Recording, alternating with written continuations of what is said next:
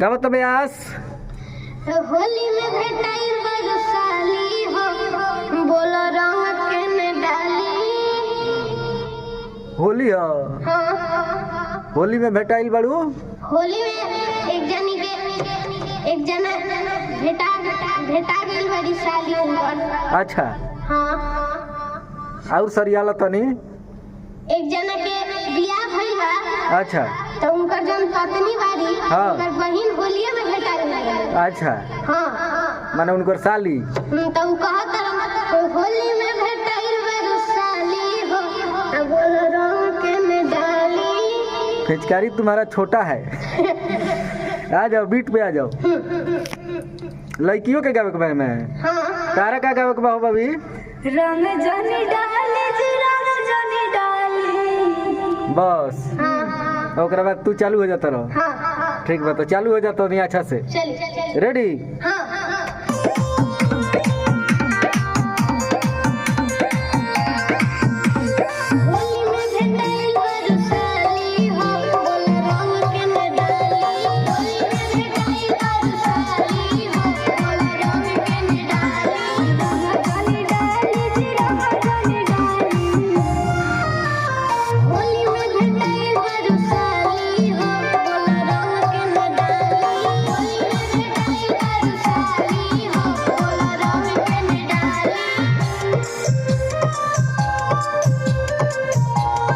बहुत अच्छा। लड़की के लाइन कम बा ना।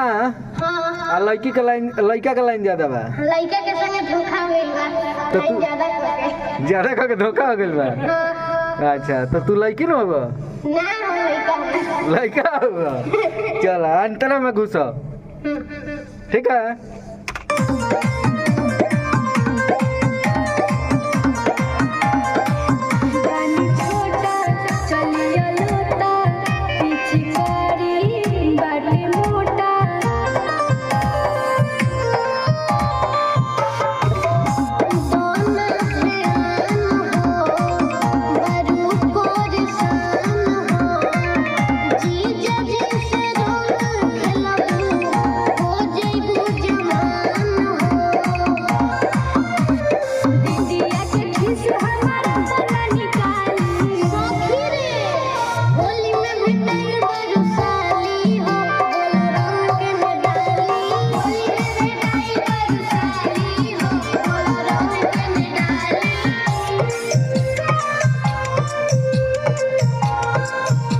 बहुत बढ़िया ब्यास। अच्छा गावत रहो।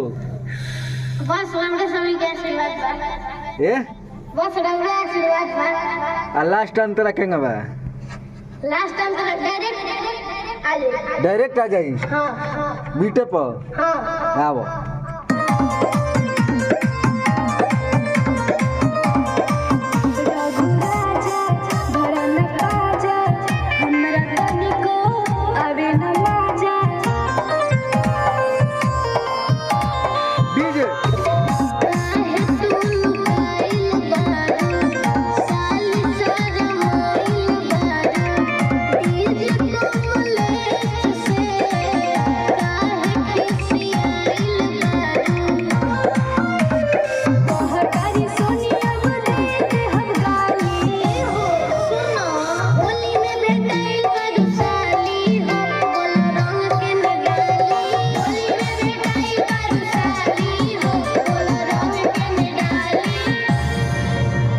क्या बात है। बहुत बढ़िया।